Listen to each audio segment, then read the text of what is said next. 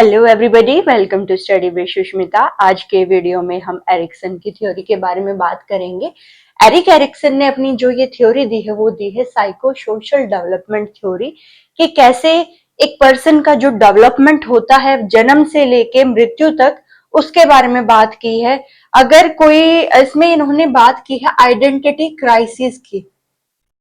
Basically ये इनकी fifth stage की बात है, लेकिन हर उम्र में एक पर्सन को एक बैटल से गुजरना पड़ता है, एक लड़ाई लड़नी पड़ती है।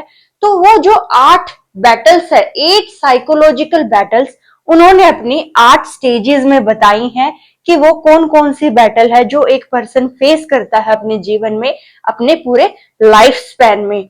तो आइए डिस्कस करते हैं। स्टेज 1 जो रहती है वो है ट्रस्ट वर्सेस मिसट्रस्ट, यानी कि अगर हम बात करें इसकी उम्र की 0 से 1.5 साल, यानी कि 1.5 साल की उम्र तक ये स्टेज रहती है। इसमें क्या रहता है, बच्चा छोटा है तो वो क्या करेगा, उसको जो है अपने माँ बाप से जो है प्यार की इच्छा रहती है कि अगर उसके माँ बाप उसे प्यार करेंगे और अपना लाड दुलार देंगे तो वो होप वाली फीलिंग रहती है, यानी कि यहाँ बच्चा होप लेगा, ट्रस्ट डेवलप होगा उसको अपने पेरेंट्स के प्रति। लेकिन अगर पेरेंट्स जो है हमेशा गुस्सा करते हैं, उसको प्यार नहीं करते, माँ जो है उसे दूध नहीं पिलाए, या फिर छोटी एज में माँ बच्चे से दूर हो जाए, तो यहाँ पे मिसट्रस्ट वाली फीलिंग आ जाती है। और ये जन्म जन्म मतलब पूरी जिंदगी उसके दिमाग में, उसकी पर्सनैलिटी पे ये चीज अफेक्ट करेगी ही करेगी कि हाँ बच्चा जो है अपनी माँ से दूर है, या फिर उसे अपने फैमिली का प्यार नहीं मिला। तो वो है मिसट्रस्ट वाली फीलिंग जो है वो डेवलप हो जाएगी। ये हमारा कॉन्फ्लिक्ट और क्राइसिस है इस स्टेज में। मिसट्रस्ट, इसमें ट्रस्ट वर्सेस मिसट्रस्ट, ये जो है बैटल जो है बच्चे को फेस करनी पड़ती है जीवन में। और अगर वो इस बैटल से लड़ गया तो आगे की जो स्टेजेस है वो जीने में उसको हेल्प मिलती है। सेकेंड स्टेज रहती है ऑटोनॉमी वर्सेस शेम। यहाँ क्या होता है, 1.5 साल से 3 साल की उम्र रहती है बच्चे की। यहाँ बच्चा जो है खुद कार्य करने की कोशिश करता है कि मैं कपड़े खुद पहन लूंगा। और लाइक छोटा बच्चा है तो यहाँ पे वो पोटी ट्रेनिंग वाली चीज आ गई। पोटी ट्रेनिंग जो है वो बच्चे की हो जाती है और बच्चा खुद करने की कोशिश करता है, और वो चीज हो जाती है तो ऑटोनॉमी आ जाएगी। ऑटोनॉमी और विल वाली फीलिंग जो है वो आएगी बच्चे में, ये पॉजिटिव वाली बात है। और अगर उसे ये चीज नहीं होगी, उससे खुद से नहीं होगी, तो वो शेम वाली कॉन्फ्लिक्ट और बैटल में रहेगा। तो ये चीज है ऑटोनॉमी वर्सेस शेम, यानी बच्चा खुद से कुछ काम करने की कोशिश करता है।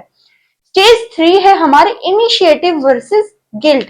यहाँ क्या है, अब आपने देखा होगा 3 से 5 साल के बीच में जो बच्चा है, आपके घर में भी है, वो बहुत सारी बातें करता है, बहुत सारे सवाल पूछता है, बकर बकर बकर बकर जबान चलती ही रहती है। तो क्या है, यहाँ पे बच्चा जो है सवाल पूछता रहता है, लेकिन अगर आप उस बच्चे को रोक दोगे कि भाई ऐसे मत पूछो, गुस्सा कर देते हैं कई बार हम, चुप हो जा, बैठ जा, शरारत मत कर, पिटाई भी कर देते हैं कई बार तो हम, तो वो जो बच्चा है वो गिल्ट में चला जाता है, उसके माइंड में जो है गिल्ट रहती है। तो ये जो है हमारी स्टेज 3 इनिशिएटिव वर्सेस गिल्ट। यहाँ बच्चा कुछ प्रयास करने की कोशिश करता है और हम उसे रोक देते हैं, तो यहाँ बच्चा गिल्ट में हो जाता है। स्टेज 4 है इंडस्ट्री वर्सेस इंफीरियोरिटी। यहाँ क्या है, यहाँ कंपटीशन है। अगर उस कंपटीशन में, जैसे स्कूल में कंपटीशन हो रहा है, कोई आर्ट कंपटीशन है और बच्चे को पूरे चांसेस है हाँ ये मैं कर लूंगा, इसमें मैं सक्सेस अचीव कर लूंगा, तो उस बच्चे को क्या होगा, इंडस्ट्री यानी खुशी प्राप्त होगी, यहाँ पे सक्सेस मिलेगी, कॉन्फिडेंस बिल्ड होगा। लेकिन अगर वो बच्चा उसमें फेल हो जाता है तो वो इंफीरियोरिटी में चला जाएगा, खुद से ही मतलब उस पर गुस्सा। जैसे हम कुछ काम, हम भी कई बार कोई एग्जाम दे रहे हैं और वो चीज हमसे नहीं हो पाती, तो आप वो फीलिंग जानते हैं, तो वो है inferiority. Stage 5 identity versus role confusion. ये बेसिकली एडोलसेंस स्टेज है। यहाँ पे आप खुद की पहचान ढूंढते हैं, आप क्या हो, आप अपनी पहचान ढूंढते हो, हु एम आई। तो अगर आप अपनी पहचान ढूंढ लेते हैं यहाँ एडोलसेंस की स्थिति में कि हाँ मुझे जीवन में ये करना है, तो आपने अपना फोकस बना लिया, आपने अपना एम जो है वो डिसाइड कर लिया कि हाँ मुझे जिंदगी में ये काम करना है, तो आप जो है यहाँ पे अपनी आइडेंटिटी बिल्ड कर लेते हैं। और इस स्टेज में जो है एरिक्सन ने बात की है आइडेंटिटी क्राइसिस। जो पर्सन अपना आइडेंटिटी डेवलप नहीं कर पाता तो वो कंफ्यूजन में रहता है, आइडेंटिटी क्राइसिस रहते हैं। तो वो जो स्टेज रहती है वो एडोलसेंस है, राइट। स्टेज 6 रहती है इंटीमेसी वर्सेस आइसोलेशन। यहाँ पे क्या है, अब इस उम्र में अर्ली अडल्टहुड में बंदे की शादी हो जाती है, आप सभी जानते हैं। तो यहाँ क्या है, यहाँ वो प्यार को ढूंढता है, इंटीमेसी वाली बात आ गई। तो यहाँ जो कनेक्शन बिल्ड होता है इस वाले, अगर आइसोलेशन, यहाँ अगर उसकी शादी नहीं हो पाती या फिर जो वो चाहता है, जैसे कई बार आप किसी से प्यार करते हैं और आपके घर वाले नहीं मानते कि हाँ उससे शादी नहीं होगी, तो वो जो चीज है आपको आइसोलेशन में लेके चली जाएगी, आप अकेले रहना शुरू कर देंगे। तो ये चीज है intimacy versus isolation. Early adulthood वाली चीज है, आपको इस बैटल से भी गुजरना पड़ता है अपने जीवन में। स्टेज 7, इसमें क्या है, generativity versus stagnation. Middle age है, यहाँ आप क्या सोचते हैं कि जो आपसे छोटे हैं, जो आपकी यंग जनरेशन है, यानी कि आपके बच्चे, उस उम्र में आप यही सोचते, जैसे हमारे पेरेंट्स है वो यही सोच रहे हैं कि मेरे बच्चों का अच्छा करियर हो, अच्छा वो कमाए, बढ़िया जॉब हो, बढ़िया अपॉर्चुनिटी उनको मिले।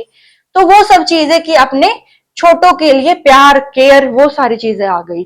Stage 8, ego integrity versus despair, यानी जीवन से आप संतुष्ट हो गए या नहीं, यानी कि आपने अपने जीवन में जो भी कार्य किए या फिर जो भी लाइक आपने लाइफ सेटिस्फेक्शन फील हो रहा है, तो वो चीज आ गई।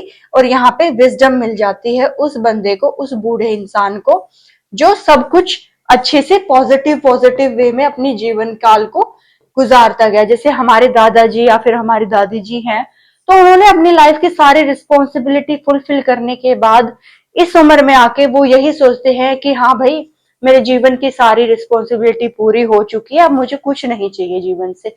तो ये है विजडम, लाइफ सेटिस्फेक्शन। अगर ये चीज नहीं होती है तो वो डिस्पेयर यानी कि उदास रहते हैं। थैंक यू एवरीबॉडी, होप आपको एरिक्सन की ये थ्योरी समझ आई होगी। इन्हीं 8 स्टेजेस से एक पर्सन जो है होके गुजरता है अपने जीवन काल में।